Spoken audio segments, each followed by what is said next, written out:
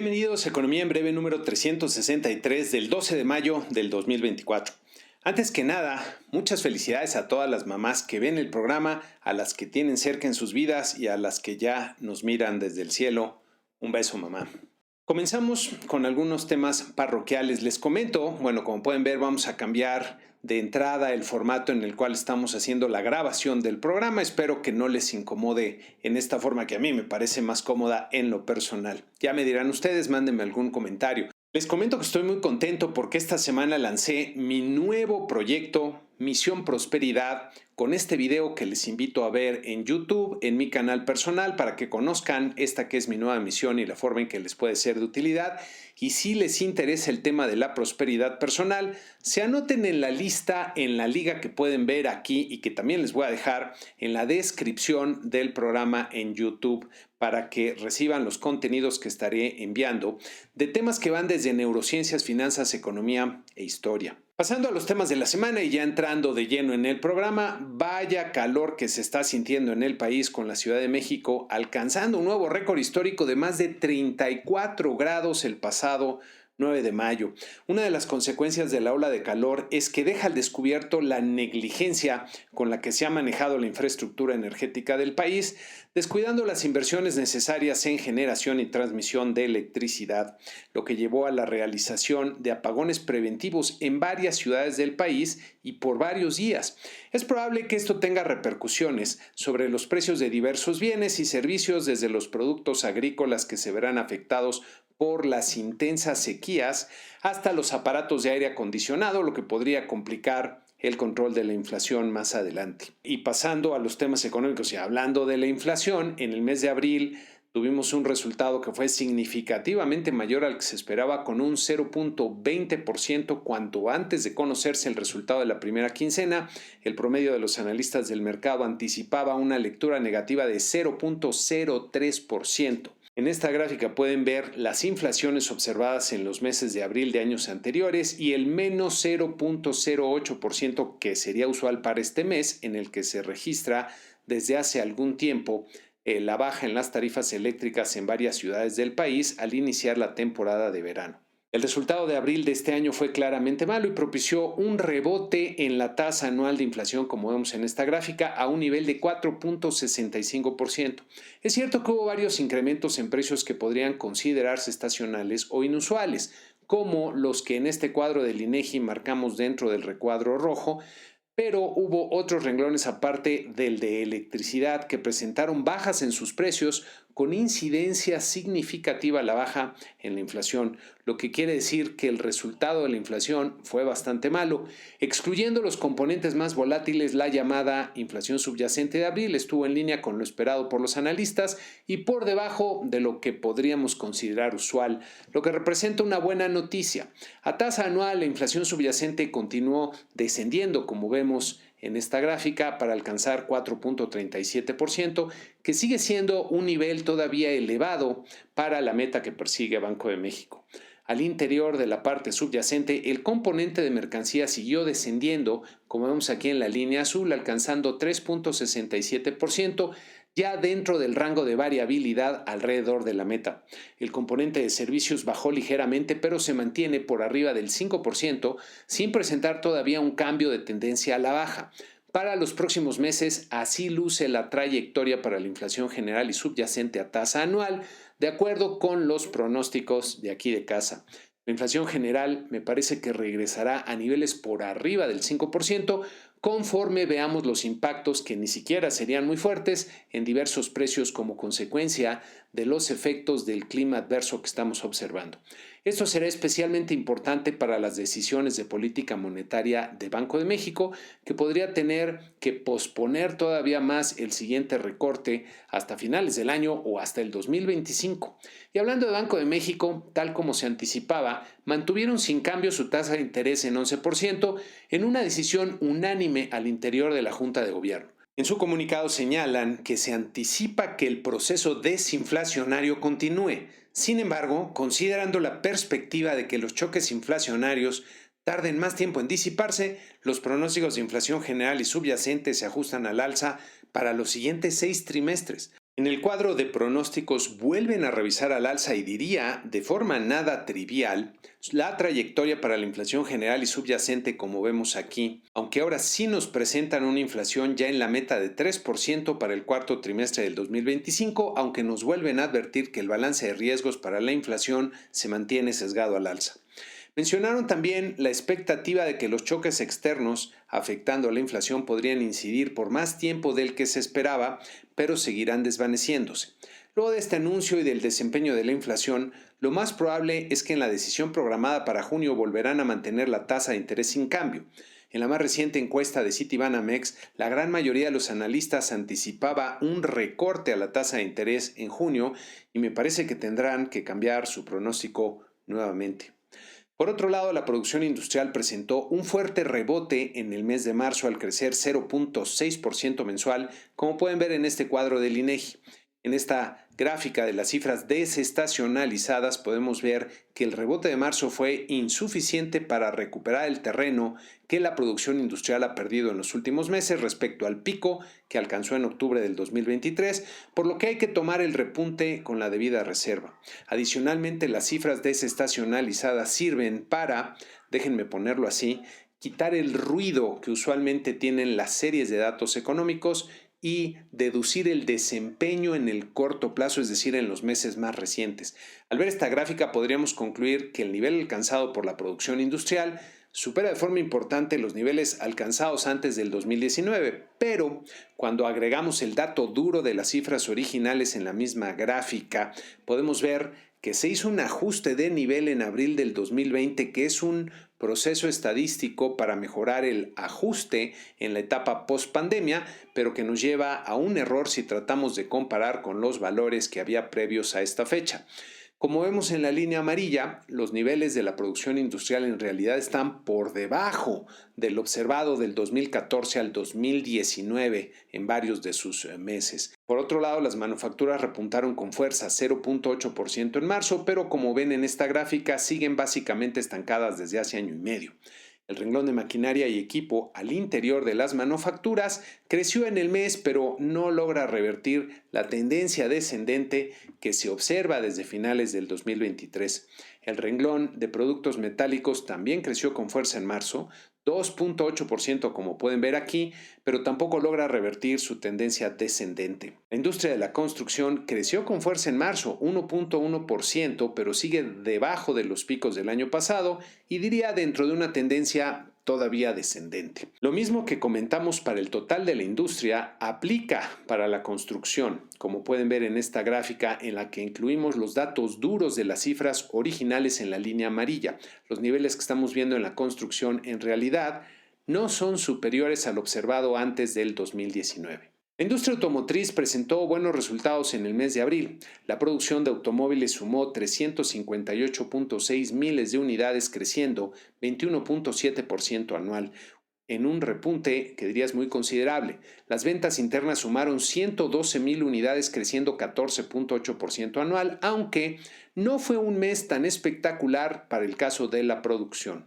Las ventas internas sumaron 112,000 unidades, creciendo 14.8% anual, aunque no fue un mes tan espectacular como lo fue en el caso de la producción. Las exportaciones sumaron casi las 290,000 unidades, creciendo 14.4% anual en un resultado que diría fue muy bueno.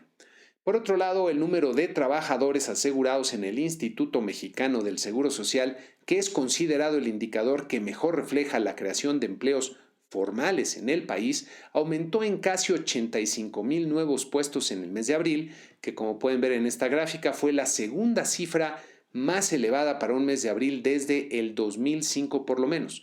Con este resultado comienza bien el segundo trimestre del año y ya veremos si en mayo se repite la fortaleza en la creación de empleos. En esta siguiente gráfica pueden ver que el número de asegurados en el IMSS mantiene una tendencia ascendente importante desde la pandemia, lo que desde luego es una buena señal. Sin embargo, si vemos la tasa de crecimiento anual que presentamos en esta gráfica, se aprecia una tendencia descendente, lo que quiere decir que el ritmo al que se están creando los empleos se está debilitando. Los mercados accionarios tuvieron una buena semana con ganancias casi generalizadas, como podemos ver en nuestro cuadro usual, y con nuestro promedio simple de 10 índices ganando 1.7%. La Bolsa de Valores de México avanzó 1% en la semana para terminar en las 57.718 unidades. Por cierto, a los interesados en el mercado de valores, los invito a leer un artículo que escribí para la revista Acciones. Muchas gracias a Lucero Álvarez Orrantia por invitarme a escribir el artículo de la Bolsa Mexicana de Valores sobre las oportunidades, retos y riesgos para el mercado de valores en la liga que les dejaré en la sección de la descripción de este video de YouTube. Nuestro tipo de cambio volvió a apreciarse durante la semana, como ven en nuestra gráfica usual, para terminar en los 16.78 pesos por dólar. En el entorno global están pasando muchas cosas muy importantes y preocupantes. Esta semana se dio la visita del líder chino Xi Jinping a varios países de Europa, especialmente Francia, Serbia y Hungría.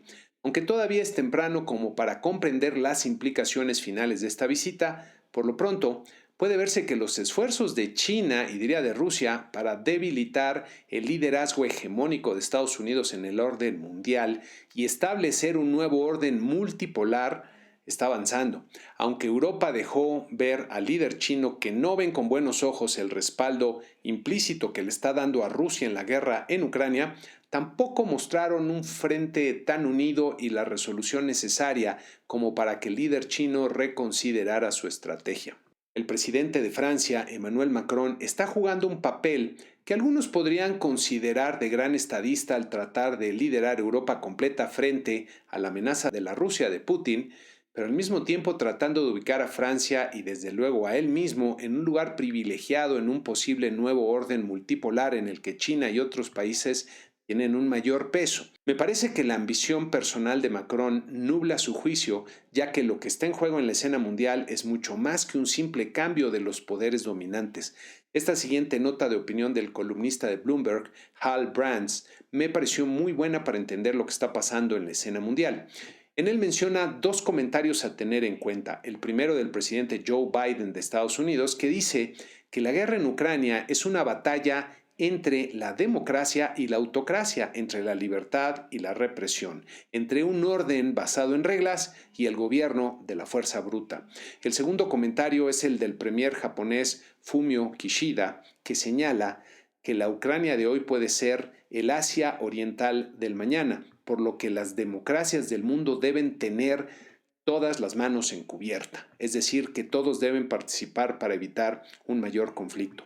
En el entorno global están complicándose notablemente las cosas y falta este año el proceso electoral en Estados Unidos, cuyo resultado puede inclinar la balanza hacia un mundo más autoritario o un mundo en el que la democracia y la libertad todavía prevalezcan. En otro tema del orden global, el Banco de Inglaterra mantuvo sin cambio su postura monetaria, pero suavizó su lenguaje al hablar de los avances que ha tenido el proceso de desinflación, lo que pone en perspectiva la cercanía del primer recorte a su tasa de interés de referencia, posiblemente para antes del otoño. En el entorno político nacional, desafortunadamente sigue proliferando la violencia en varias partes del país, incluso la violencia contra candidatos en el proceso electoral, como el caso de lo ocurrido en la Ciudad de México contra la candidata a la alcaldía Cuauhtémoc, Alejandra Rojo de la Vega. A menos de un mes de las elecciones, me parece que el entorno político se pondrá cada vez más intenso y de pronóstico reservado. La posibilidad de que haya un conflicto postelectoral si hay un resultado cerrado en las elecciones parece bastante elevada. En Estados Unidos no hubo indicadores relevantes en la semana, como ya les había anticipado. Y para la semana que inicia destacan en México las cifras de las ventas de la ANTAD y el indicador oportuno del consumo privado del mes de abril. En Estados Unidos tendremos la trifecta de indicadores mensuales con la inflación al consumidor, las ventas al menudeo y la producción industrial, todos del mes de abril. Para la sección Tiempo de Crecer, les tengo una reflexión sobre uno de los principios más básicos que habría que comprender cabalmente para entender la economía. Preguntándole a ChatGPT, nos entrega la siguiente respuesta que diría se aproxima bastante a la sabiduría convencional sobre el tema.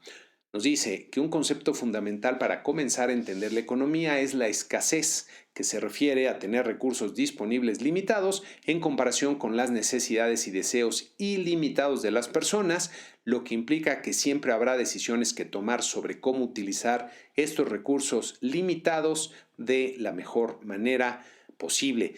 Debido a la escasez, las sociedades y los individuos constantemente enfrentan elecciones sobre qué producir, cómo producir y para quién producir.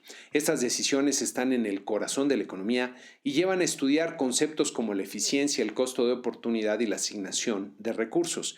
Comprender la escasez nos ayuda a entender por qué la economía es esencialmente el estudio de cómo las personas toman decisiones en un mundo de recursos limitados y necesidades ilimitadas. A partir de aquí se pueden explorar temas más complejos como la oferta y la demanda, los mercados y la política económica, todos los cuales giran en torno a la gestión de la escasez. Hasta aquí la explicación de ChatGPT y la imagen que nos entrega para ilustrar este concepto, que por cierto no me parece muy afortunada ya que no se ve la escasez por ningún lado. Efectivamente, la escasez es un concepto central para entender a la economía, pero no es un tema exclusivo de los seres humanos. En una interpretación más personal, así diría luce la escasez en un gallinero donde un montón de gallinas solo tienen 2 gusanitos para comer. La escasez de recursos es una realidad de la vida en general y de la naturaleza que introduce una competencia feroz y despiadada entre los seres vivos. Esta competencia por los limitados recursos hace que el concepto de eficiencia se vuelva un tema central para entender a la vida en general, diría inclusive a la evolución, y la economía en lo particular.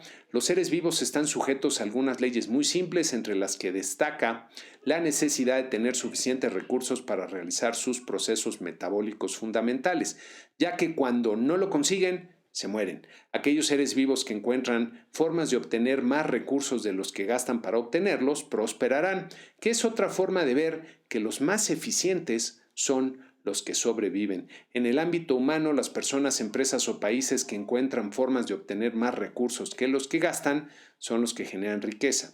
Imaginen a nuestros antepasados que inventaron los botes para navegar en los ríos, lo que les permitía recorrer mayores distancias con menos esfuerzo y cargar más cosas que las que podían transportar personalmente. La invención de los botes fue una ganancia en eficiencia monumental para nuestros antepasados que les ayudó a sobrevivir mejor e imponerse sobre otros seres vivos con los que siempre hemos estado compitiendo. El espejo en el que se refleja la eficiencia es el concepto de productividad. Una persona, empresa o país que es más productivo puede hacer más cosas con los mismos recursos o hacer las mismas cosas con menos recursos.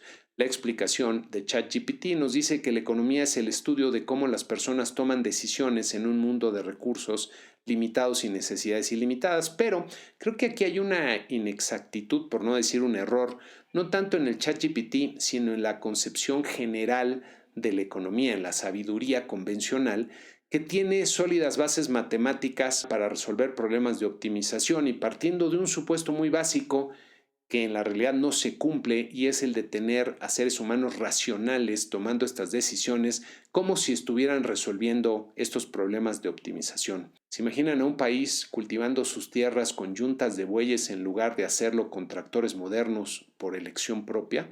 Pues algo así es lo que hacen todos los países que eligen alguna versión de sistemas políticos centralistas con gobiernos demasiado fuertes, en lugar de tener una economía de mercado que funcione de forma aceptable y que es especialista en tener a los recursos de la economía pues ocupados quizá de la forma más eficiente, sobre todo en buscar esas eficiencias que son las que terminan produciendo progreso y más bienestar. Pero ese es otro tema que vamos a comentar en otra ocasión.